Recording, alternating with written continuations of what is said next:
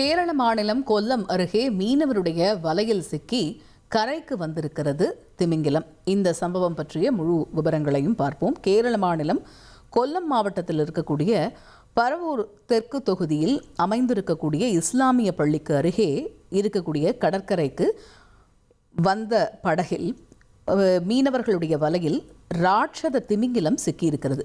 கரைக்கு வந்த நிலையில் இதனை கண்ட மீனவர்கள் வனத்துறை அதேபோல காவல்துறையினருக்கு இந்த திமிங்கிலம் தொடர்பாக தகவல் தெரிவித்திருக்கிறார்கள்.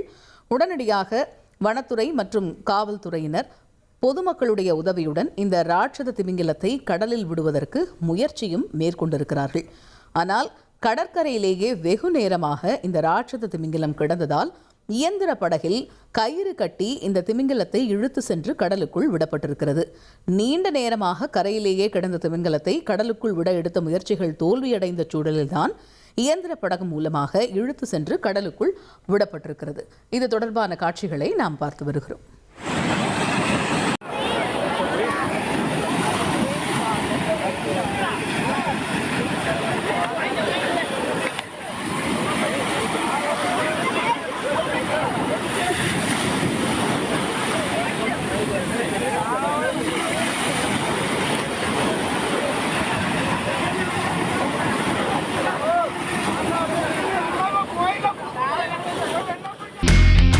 இனி செல்லும் இடமெல்லாம் செய்தி.